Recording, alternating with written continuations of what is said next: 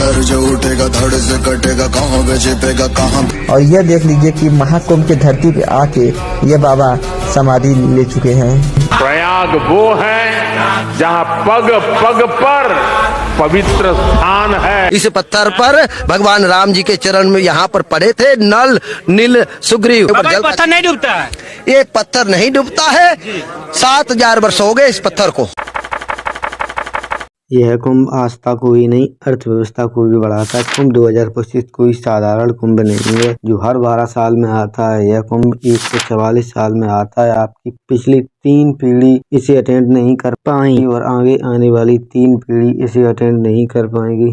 इस कुंभ में 40 करोड़ यात्री आ रहे हैं। महाकुंभ 2025 13 जनवरी से 26 फरवरी तक प्रयागराज में होगा। प्रयागराज महाकुंभ को नई उपलब्धि शहर की बेटी अनामिका शर्मा ने बैंकॉक में 13,000 फीट की ऊंचाई पर महाकुंभ का आधिकारिक झंडा फहराया है। कुंभ भारत ही नहीं बल्कि विश्व का सबसे बड़ा मेला है।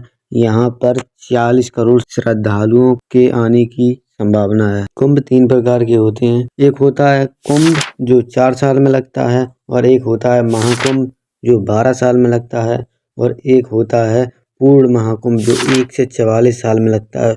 और यह पूर्ण महाकुंभ है जो 2025 में लग रहा है। इस महाकुंभ में भारत से ही नहीं बल्कि विदेश से भी बहुत सारे लोग आ रहे हैं। महाकुंभ 2025 में स्नान कर डुबकी लगाकर पुण्य कमाने इटली से आए विदेशी मेहमान। और अब देखते हैं कि कुंभ स्नान का फल कैसा होता है। 1000 अश्वमेध यज्ञ करने, 100 वाजपेयी यज्ञ करने और पृथ्वी की 1 लाख बार प्रतीक्षा करने से जो पुण्यफल प्राप्त होता है वही पुण्यफल कुंभ स्नान करने से प्राप्त होता है। यह 144 साल बाद पूर्ण महाकुंभ होगा। महाकुंभ के दौरान 6 शाही स्नान होंगे। पहला स्नान 13 जनवरी को और दूसरा स्नान 14 जनवरी को मकर संक्रांति पर, और तीसरा स्नान 29 जनवरी को मौनी अमावस्या पर, और चौथा स्नान 3 फरवरी को बसंत पंचमी पर, और 5वां 12 फरवरी और 6वां 26 फरवरी को शाही स्नान होंगे। और अब देखते हैं कि शाही स्नान क्या है। धार्मिक मान्यताओं के अनुसार गंगा, यमुना और सरस्वती नदियों के संगम स्थल पर स्नान करने से व्यक्ति को मोक्ष की प्राप्ति होती है। साथ ही मनुष्य के सभी पाप भी कुंभ स्नान करने से धुल जाते हैं। कुंभ के दौरान किए जाने वाले स्नान को शाही स्नान भी कहा जाता है। शाही स्नान करने से व्यक्ति को इस जन्म के साथ साथ पिछले जन्म के पाप कर्मों से भी छुटकारा मिलता है। साथ ही पितृ शांति और मोक्ष के लिए महाकुंभ में किया गया शाही स्नान बेहद महत्वपूर्ण होता है। महाकुंभ मेले की शुरुआत कैसे हुई थी? पौराणिक मान्यताओं के अनुसार कि जब समुद्र मंथन हुआ तो उसमें से अमृत का कलश निकला। देवताओं और दानवों के बीच 12 दिनों तक युद्ध चला। इस दौरान अमृत की कुछ बूंद धरती पर 4 जगह गिरी। प्रयागराज, हरिद्वार, उज्जैन और नासिक। इन्हीं जगह पर कुंभ मेले का आयोजन होता है। कुंभ मेले में नागा साधुओं का क्या है और कुंभ मेले में नागा बाबा नंगे क्यों नाचते हैं, ये अब देखते हैं। कुंभ के दौरान विभिन्न अखाड़ों में नागा साधुओं का अमृत स्नान होता है। इनके बिना तो कुंभ की कल्पना भी नहीं की जा सकती। यह महिला नागा साधु भगवा वस्त्र पहनकर रहती हैं। वहीं नागा साध्वी कभी सार्वजनिक रूप से निस्वस्त्र नहीं रहती हैं। नागा साधु जैसे लंबे बाल रखते हैं, वही नागा साध्वी मुंडन कराकर रहती हैं और पूरी तरह से ब्रह्मचर्य का पालन करती हैं। और नागा साधुओं का आना कुंभ के मेले में बहुत ही जरूरी होता है। इस महाकुंभ 2025 में केंद्र सरकार ने 2100 करोड़ का वादा किया। पहली किस्त 1000 करोड़ की थी और 9 घाट बनाए हैं। महाकुंभ मेले क्षेत्र के करीब 40,000 वर्ग फीट में फैला हुआ है। महाकुंभ के आयोजन पर करीब 6,382 करोड़ रुपए खर्च हो रहे हैं। यह खर्चा central Vista project, statue of unity और राम निर्माण खर्चे से अधिक है। महाकुंभ का अनुमानिक बजट करीब 6,382 करोड़ का है।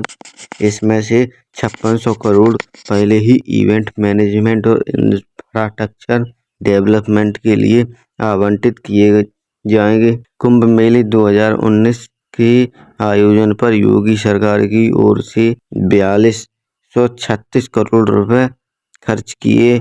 इस हिसाब से महाकुंभ का आयोजन पर करीब 1.5 गुना खर्चा किया जा रहा है।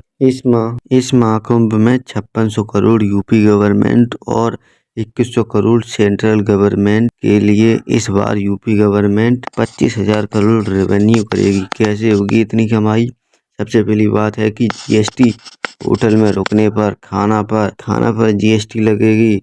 वो जो भी चीज खरीदेंगे, वो वहाँ पर जाने वाले लोग जो भी चीज खरीदेंगे उस पर भी जीएसटी लगेगी। 45 दिन में 25,000 करोड़ की कमाई होगी यूपी गवर्नमेंट की। निश्चित होकर पधारिए महाकुंभ प्रयागराज। सुरक्षा का अनेक प्रबंध किया गया है। कोई हार्डकोर क्रिमिनल, आतंकी या अपराधी अगर मेला क्षेत्र में आता है तो तुरंत पकड़ा जाएगा। फेस रिकॉग्निशन एफआर कैमरे की हर की मॉनिटरिंग की जा रही है। एफआर कैमरे में डेटा का मिलान कुछ ही सेकंड में कंट्रोल रूम में मौजूद डेटाबेस से मैच होगा। एआई के जरिए व्यक्ति के फेस पर रेड फ्लैग लग जाएगा। इसके बाद वह जहां भी जाएगा सभी कैमरे उसे लगातार मॉनिटर करेंगे। यह अलर्ट पुलिस कर्मियों के फोन पर भी जाएगा और संदिग्ध अगर कोई भी गलत काम करता है तो वह गिरफ्तार हो जाएगा। महाकुंभ के दृष्टिगत संगम नगरी के 8 रेलवे स्टेशनों पर कलर कोडिंग की व्यवस्था की जा रही है। उदाहरण के तौर पर अगर किसी व्यक्ति को 14 जनवरी के दिन प्रयागराज से कानपुर जाना है तो हरे रंग का टिकट दिया जाएगा। उस टिकट की मदद से वह आश्रम में प्रवेश हो जाएगा। फिर वह उसी टिकट की मदद से उसी स्टेशन पर पहुंचा दिया जाएगा। महाकुंभ के दौरान अगर आपका कोई सामान खो जाता है तो मेला प्रशासन में 3 प्रकार की व्यवस्था की गई है। इसमें डिजिटल खोया पाया केंद्र शामिल है। कुंभ सिटी में मेला प्रशासन की ओर से 10 ऐसे केंद्र बनाए गए। इसके अलावा शिकायत या सहायता के लिए हेल्पलाइन नंबर 1920 जारी किया गया। कुंभ सिटी में एआई कैमरे की मदद से ग्राउंड मैनेजमेंट होगा। यह कैमरा चेहरे की भी पहचान करेगा।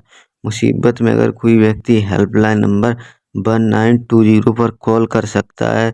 साथ ही तैनात बटालियन या पुलिस कर्मियों की मदद ले सकता है तो उसे तुरंत सहायता मिल जाती है या वह गुम हुए व्यक्ति को खोया पाया केंद्र तक पहुंचा देंगे पुलिसकर्मी। और फिर खोया पाया केंद्र पर अनाउंसमेंट करने की भी सुविधा दी गई है। कुंभ में सरकार की ओर से प्रयागराज में ठहरने के लिए कुछ रजिस्ट्रेशन हुए हैं। 83 होटल, धर्मशाला, गेस्ट हाउस और लॉज में रहने के लिए वहाँ जो लोग जाएंगे उनके लिए व्यवस्था की गई है। पार्किंग की सुविधा के लिए 101 पार्किंग स्थल बनाए गए हैं।